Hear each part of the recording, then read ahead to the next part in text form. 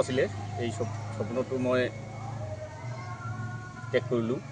মানে মই আজিৰ দিনত বিজেপি ৰিজাইন দিলোঁ পদত্যাগ কৰিলোঁ মানে মই 2014 চনত বিজেপিত যোগদান কৰিছিলোঁ তেতিয়াৰ দিনৰ বিজেপি আৰু আজিৰ দিনৰ বিজেপি বহুত পাৰ্থক্য দেখা পাই আছিলোঁ মই যেতিয়া বিজেপি 15 চনত ইলেকশ্যন খেলিছিলোঁ তেতিয়া ৰাজ্যিকত বিজেপি নাছিলে আৰু পৰিষদতো বিজেপি নাছিলে তথাপিও মই কণ্টেষ্টেড হৈ আছিলোঁ অলপ ভোটত মই হাৰিছিলোঁ তেতিয়া মই ভাবিছিলোঁ যে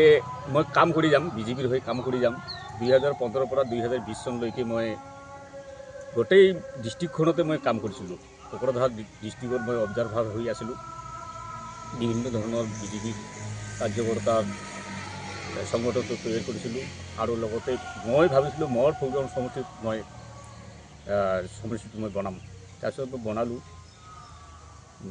90খন মই বুথ কমিটি বনালোঁ বহুত কষ্ট কৰিলোঁ সেই সময়ত বিজেপিৰ বুথ কমিটি বনাওঁতে বহুত কষ্ট হৈছিলে কোনেও বিজেপিৰ বুথ কমিটিৰ প্ৰেছিডেণ্ট হ'বলৈ মানে মান্তি হোৱা নাছিল আমাৰ দিনত বিজেপিৰ কাৰ্যকৰ্তাই চাইকেল পাৰি বিজেপি ডিষ্ট্ৰিক্টত কাম কৰিছিলে সমষ্টিত ঘূৰিছিলে এতিয়াৰ দিনৰ কথা নহয় যে 4 চকা 2 চকা হওক বহুত কষ্ট কৰি বিজেপিৰ কাৰ্যকৰ্তাবিলাকে কাম কৰিছিলে ময়ো কাম কৰিছিলোঁ প্ৰগ্ৰামৰ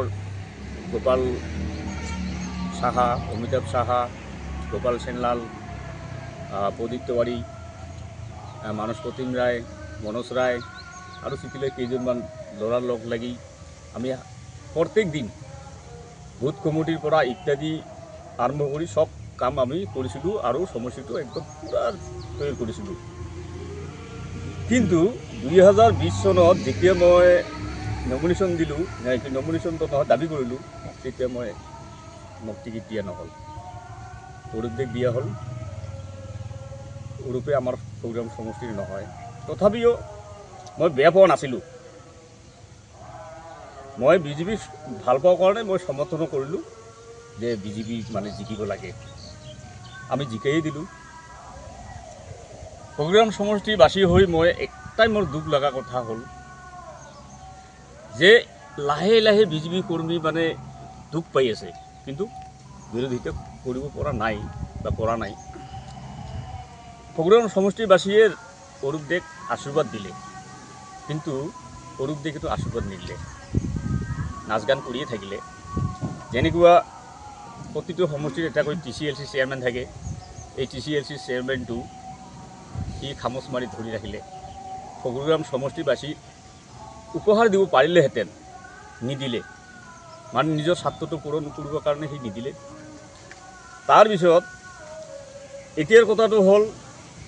আমাৰ যিখন কোকৰাঝাৰ ডিষ্ট্ৰিক্ট নতুনকৈ কমিটি হ'ল তেওঁৰ মই মতালিক বনালে আৰু এটা সময়ত প্ৰগ্ৰাম সমষ্টিৰ পৰাই আমাৰ কোকৰাঝাৰ ডিষ্ট্ৰিক্টৰ প্ৰেছিডেণ্ট সভাপতি হৈ আছিলে আৰু আজিৰ দিনত কোকৰাঝাৰ ডিষ্ট্ৰিক্টৰ এজনো নাই আমাৰ প্ৰগ্ৰাম সমষ্টিৰ কাৰ্যকৰ্তা ডিষ্ট্ৰিক্টখনতে নাই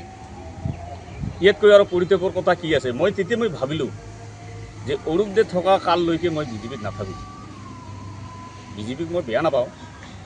মোৰ ইচ্ছা বিজেপি মোৰ অন্তৰত এতিয়ালৈকে আছে কিন্তু অৰূপদে নিচিনা থকা মানে নেতাত থকা মানে বিজেপিক কেতিয়াও মই মানে নাথাকোঁ মই এইকাৰণে বিজেপি মই ত্যাগ কৰিলোঁ নাই কোনো ধৰণৰ নতুন ৰাজনৈতিক দলৰ লগত মই আলোচনা কৰা নাই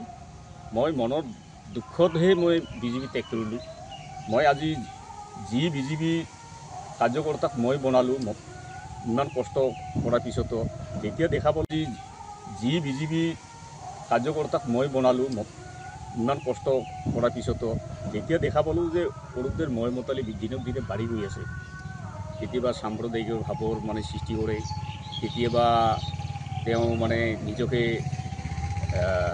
একক নায়কত্ব ভাৱ অনুভৱ কৰে যে মই থকাৰ কাৰণেহে বিজেপি জিকিছে কিন্তু বিজেপি মানে সমষ্টিখন যে বনাইছে কোনে ইয়াৰ কাৰ্যকৰ্তাৰ কোনো মূল্য নাই তেওঁ ভাবে যে মই বাহিৰৰ পৰা আহি প্ৰগ্ৰাম সমষ্টিত আহি মই জিকিলোঁ এইটো সি অনুভৱ কৰে কিন্তু ইয়াৰ কাৰ্যকৰ্তাক কোনো ধৰণৰ মূল্যবোধ কৰা নাই পুৰণা বিজেপিটো সন্মানে দিয়া নাই আজিৰ দিনত গোপাল সাহা গোপাল চেন্নাল অমিতাভ সাহা মানস প্ৰতিম ৰায় এইবিলাক কি দৃষ্টিগত কাৰ্যকৰ্তা হিচাপে থাকিব নাপায় নেকি ইহঁতে কি জেনেৰেল ছেক্ৰেটাৰী হৈ থাকিব নোৱাৰিলেহেঁতেন নেকি ইহঁতৰ কি যোগ্যতা নাছিলে নেকি কিন্তু এটা পৰিতাপৰ কথা যে কোকৰাঝাৰ ডিষ্ট্ৰিক্টত ডিষ্ট্ৰিক্ট কমিটিখনত সকলো সমষ্টিৰে এজনো নাই এইটো মই বিৰাট দুখ পাইছোঁ এই দুখৰ কাৰণে মই বিজেপি আজি ত্যাগ কৰিলোঁ মই অনাগত দিনত ৰাজনীতি পথাৰত মানে যদি কোনোবাই আঁকোৱালি লয় মৰম চেনেহৰ ভাৱেৰে যদি আঁকোৱালি লয় তেতিয়াহ'লে মই যাম যিকোনো খবৰৰ বাবে যোগাযোগ কৰক 7099017330 লগতে 7099017110 নম্বৰত